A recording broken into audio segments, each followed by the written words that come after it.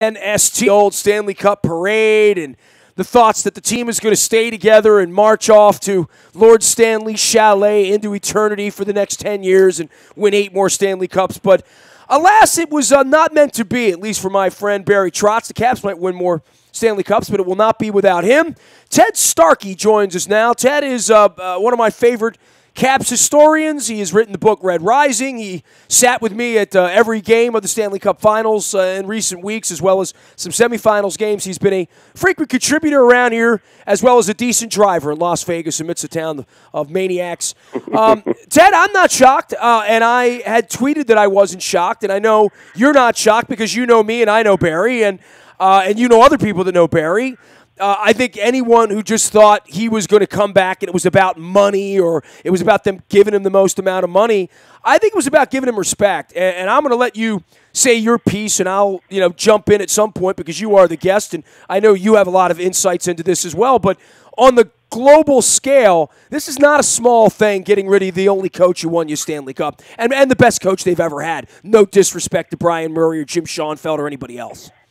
Exactly. I mean, I think we talked about it back in April that I think we knew this was kind of Barry Trotz's last run with the Caps during the playoffs. And, I think he reflected it. I thought during the pressers he was pretty relaxed, and he kind of acted like a person who knew, he didn't really have to worry about a future with the Caps because he knew it was going to come to an end. And, in the end, like you said about money, I think it's kind of a smokescreen. I think both sides, they kind of figured the other wouldn't take the offer that they were making, and they knew they were going to part ways because, from people I'd heard that, I don't think he and Brian McClellan were really getting along by the end of the time together. I think Trotz wanted a little bit more power in the organization, which I don't think McClellan really wanted to give up. I'd heard certain players basically Trotz liked and McClellan didn't necessarily like, and so there's a little bit of friction. So, I mean, I just generally got the sense that, he enjoyed his time here, and it came to an end. I don't think he was, obviously I'm sure he's disappointed he can't defend the title, but I couldn't see him taking less money or respect, as you say, to come back and try again. Why should he at this point? You know what I mean? Like, I don't know that he was treated particularly well. I mean, certainly in the end he wasn't treated well. He was thrown out the door after he won a Stanley Cup. I mean, all he's done is won President's Trophies and won Stanley Cups there. All he's been, at least on the outside, is a good guy. Now, I could see down on the ice in the heat of fire, a guy that's coached a National Hockey League team for 19 years would not want to be pushed around, right? I mean, I could see that, and I could also see that he had the best players or among the best players, or Ovechkin and Kuznetsov. But when you consider how much better those players have gotten, you can credit Todd Reirden for that, or you can credit Barry Trotz. Obviously, Reirden's going to be the one that sticks around, but I do think this was about respect, but it was also about money, and it was also about the Capitals being a little bit of cheapskate on this, and never really having won a Stanley Cup and had to pay anybody this side of Ovechkin or Jágr, really. And you figure too, the worst year he had in Washington was a second-round loss where they only got a couple home games. I mean, every year he was coach, they at least made the second round. It's not like they missed the playoffs like under Adam Oates or any of the other coaches. And you're going to lose in Game 7 to the eventual Stanley Cup champions 2 years in a row. You're going to blame the coach on that? Exactly. Really? And plus, the other year was the Rangers, was the President's Trophy. I mean, it wasn't like they were losing to cupcakes. I mean, they were competitive year in, year out. They were Stanley Cup contenders year in, year out. And I think, he resonated with the players. I think it's, I kind of get the feeling that the Capitals really want Todd Reirden to come in. Reirden's probably more Brian McClellan's guy. And I think, they kind of made obviously the 2-year extension, was kind of a token raise, but the market changed after Barry signed his contract in 2014. I mean, the new coach of the Rangers is making $2.5 million, and Barry would have made less than that had he stayed after just winning a Stanley Cup. And, and Barry knows that he can write his own ticket now. I mean, he will be the top choice. For an organization with a $100 million payroll and an to fight over $800,000 is, I mean, it feels small, it feels petty, but you know what it feels like? It feels like they didn't want Barry Trotz to be their coach. And it feels to me like Barry Trotz didn't want to be their coach. So to your point, when it all came out on Monday, and I had said to my wife over the weekend, the longer this goes on, the less odds he's coming back. Because if they were going to make kumbaya, They would have done that the morning after the parade, man. Like, what is the delay here other than, do you really want me or is it about money? And I think it was both. I mean, literally, they didn't want to pay him and they didn't want him. And now they're going to lip service it out with press releases like they did. And I think in his mind, he wasn't going to work cheap. And I don't know that he really liked these people and thought that they respected him. And probably thought, if you respect me now after winning a cup, you'll pay me fair. And they said no, and that's it. And McClellan took his little press conference, and they'll take Reardon, they'll move on, and I don't know where Trotz will wind up. I mean, he has a Stanley Cup. He did what he wanted to do, and I know him well enough to know that it's not about money or lifestyle. It was more about just, for the first time ever, being at the top of his game. He's been the coach of an expansion team for 15 years. He's been a maligned President's Cup winner. And a failed hockey player, right? Like that's been his whole story. And this is the one time he could cash in, and they weren't going to let him cash in. And, I don't know what to say. I'll judge it 5 years from now if they win 2 more Stanley Cups, right? Oh, exactly. And I think, like you said, I mean, they never came off the original offer in the contract, which, and if you know the economics of the National Hockey League, every home game in the playoffs, you net at least $1 million just a game itself. So, you can argue that he probably made them the money that they would have required to keep him for at least a couple seasons, over the playoff run. But they didn't. It seemed like it was heading for a divorce. I mean, it just seemed like the Caps weren't interested in bringing him back. Obviously, even the Wind didn't change that, because they didn't increase their offer, because even though the marketplace had changed. And, and I think Barry knew, he had a good situation, because he either comes back as the defending Stanley Cup champion, or he can write his own ticket elsewhere. As I said, he's going to be the number one choice wherever he wants to go. He could go to TV. He could probably go into the front office if he wants to, and he can take his time. I don't think the only job open right now outside of Washington is the Islander job, and I can't see him taking that. I think he's just going to sit back and see what jobs open up. He can work with his friend Paul Fenton in Minnesota in some capacity. He could even work with Seattle when they come online in a couple of years. But he could take his time and, pick and choose. And, Well, there'll be 5 jobs that pop open before Valentine's Day of next year, right? Like, literally. Exactly.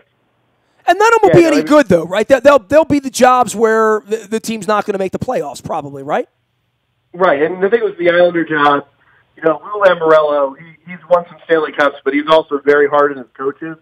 Like, you'll remember he fired Larry Robinson at the end of a season where his team was in first place, so I'm not sure he would take that job.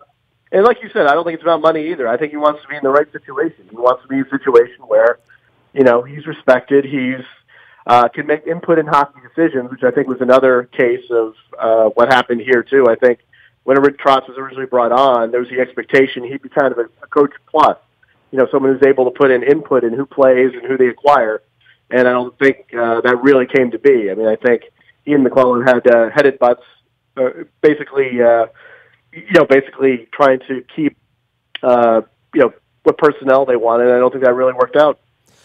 He is Ted Starkey. You can follow him out at Ted Starkey on Twitter. He writes books on the Capitals like Red Rising to give you some background on all this that kind of came along before Barry Trotz came along. And now Barry Trotz has come along in this thing, and now he's gone. And I guess, what would the legacy there be? I don't know that you could have a greater legacy than Barry Trotz. I don't think he'll ever buy a drink in Washington, D.C. Oh, exactly. I mean, he's, like you were saying, the Caps have had some really good coaches in their history, Brian Murray in the early years. You had, obviously, Ron Wilson got them to the first Stanley Cup final in team history. But, like I pointed out yesterday, Barry is the one coach in Caps history who's won the Stanley Cup, and he won a Calder Cup with Portland. So, not only did he succeed, he pretty much succeeded at every level he was with Washington. He was a good coach in Baltimore, he was a great coach in Portland, he was a great coach in his second return. And he's a pretty good coach in Nashville, too. So, he's proven pretty much everything now, once they got through the second round. And, even Nashville, he didn't have the greatest team, but he still managed to get some playoff success. And given a chance with a good lineup like the Capitals, he really he managed to do well. As I said, the worst case is he lost a 6-game series in the second round. That's not bad. Well, what would the credit be for him, right? You know what I mean? Like, how much of the credit goes his way if they never win a cup again? Probably a lot. I mean, I felt that way when Billick was fired and Harbaugh was brought in. I said, well, Harbaugh's going to have to do something only a handful of coaches have ever done, which is win a Super Bowl in order to match Bryant. Well, he did. He might not win another one now, but once you win one, you should be canonized. As Billick always says, he always holds the ring up when he gives speeches and says, as much as they say they can never take it away from you, that doesn't mean they won't try. Exactly. And I wonder for those who are saying, well, let Trotz go, it's fine, they'll be fine without him. Okay, but they never won without him, and I don't. This wouldn't have been my method of transportation. I don't think this would have been the method of transportation for any fan. But I also think this is Trotz's last contract he's going to sign. He wants to take one more job, one more time for 4 years, 5 years, whatever that is, and didn't want to be a guy thrown out the side door when Ovechkin's 35 2 years from now, after not winning again, after being underpaid for 2 years. I mean, the underpaid part, Ted, it's kind of astonishing to me, that, and the way the contract was written, and look, part of this is on Trotz, part of this is on his agent, and there's no way you could crystal ball how these 4 years would have gone, and the fact that he was almost fired twice during the year and just thrown out the door, that's part of it, and I would bristle at that if I were him. The part where by winning a Stanley Cup, I get a punitive contract extension. Like that's an incredible thing. So let's see. If I lose the Stanley Cup Finals, I'm not under contract for you, and I can go get my own deal anywhere. But if I win the Stanley Cup, you're going to lock me up at 2 more years at half of market rate. I thought that was kind of a weird contractual thing, that if you win the Stanley Cup, they tack 2 more years on with a measly $300,000. Exactly. I mean, it was just a strange situation all around, and you kind of could sense that it was just going to come to an end. Unless the Capitals said, we really want you, right? If the Capitals said, exactly, we really want you, you've done a great job, we're going to reward you for being the best coach in the history of our team, we're going to reward you by keeping you around, we like you, we're comfortable with you. They didn't like Barry Trotz. That's really, really obvious, right? I mean, they didn't like him enough or a lot at all, and they were done with him. Well, the weird thing, too, is with the Todd Reirden situation, I mean, even McClellan yesterday said they were grooming him to be the head coach. I mean, you basically have your replacement on your staff. And, it's kind of clear that that's the guy they really wanted because they didn't let Reirden interview with some other teams last year, so they didn't want him to leave. And, McClellan knew that one of the two was going to leave, and he made his choice. I mean, they knew Reirden was going to get hired by somebody else after the win, or Barry Trotz was going to leave. And I think McClellan made his choice. It's not official yet, but, I'd be shocked if Todd Reirden is the next head coach. And, I think, like I was saying earlier, I think the Capitals were kind of made the cursory, hey, we expect you to honor your contract or you can resign, and he did. Ted Starkey is our guest. He's at Newsday. He's the internet news manager there, but also a Caps historian.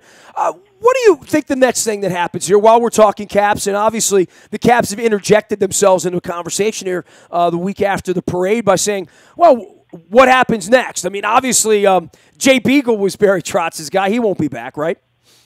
Yeah, I would doubt that. He's one of the guys I don't think they saw eye to eye on, and I'm not. I think I think he's less inclined to come back, even for Reirden. But a lot of these guys who are unrestricted are going to get bigger offers too, because they want teams want a piece of Stanley Cup champions. You'll see guys. John Carlson get a ridiculous offer from somewhere. Jay Beagle will get a good offer from somewhere. Well, for all of my Ravens fans out there, Ryan Jensen got $12 million a year, right, in the NFL, exactly. and didn't win anything. Exactly. I mean, teams are like, oh, we could get a piece of the champ, so we'll throw a stupid amount of money at them. Well, that has been the salary cap issue in the NHL in an era where the Rangers and the Red Wings were the Yankees and the Dodgers and would just go out and sign everybody. That's kind of gone by the wayside because lots of teams have money now, right? Yep. I mean, that's the way the business works. I mean, and the other thing, too, is you remember everyone's seen them play. The big thing for, obviously team scout, but you can see how a Jay Beagle does on the big stage. You saw how John Carlson does on the big stage. When everyone's watching, they perform well, and that's just going to mean a lot of money for him. I mean, even Devontae Smith-Pelly is a restricted free agent, but he's going to get a lot of money anyway for his 7 goals in the playoffs, not 7 goals in the regular season. Ted, I guess last thing is, what kind of a head coach is Todd Reardon going to be? I mean, you take a head coach with 20 years of experience behind the bench who clearly was getting better, literally, in winning cups around here, and now you put a guy behind the bench that's literally never done it at this level.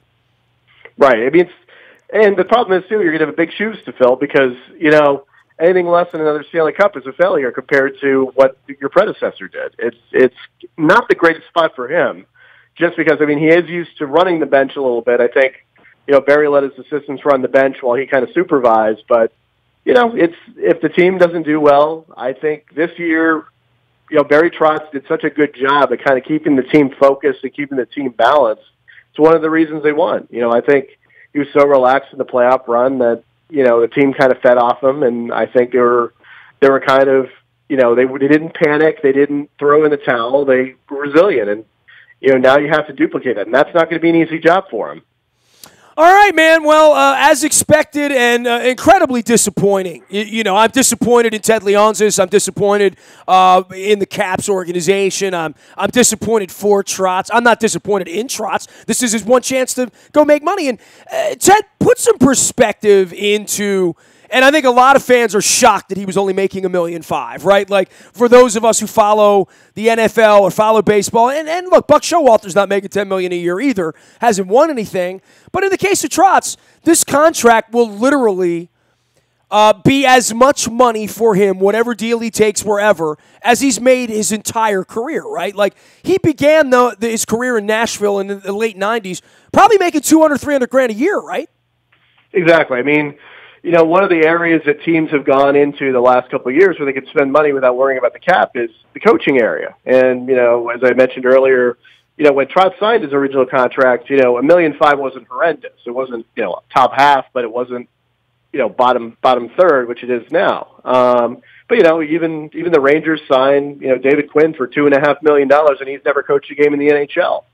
So, and I think someone else made a good point, too, about Barry is, whatever contract he signs next, too, is going to have a lot to do with what future contracts are. Because if he took 1.8 to come back to the Capitals, that would basically depress the market for every coach behind him. Because then you could say, hey, look, if the guy who won the Stanley Cup is only making 1.8. I'm very familiar with that when Tom Glavine came up to me at the All-Star game back in '98 and said to me, what's Messina doing? Is he out of his mind? Why is he giving Angelos a hometown discount? Like that screws everybody else up. Somebody's got to talk with him. The Tom Glavine said this to me to Messina. Take that back to Messina 20 years later. Literally. That's how this works.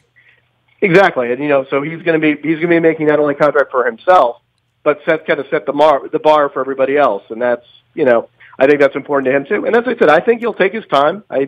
He's earned it. He's going to get a good deal somewhere. He's going to get the job he wants somewhere. I don't think it's going to be right away, but every time a coach gets fired or a front office opening comes up, his name's going to come up.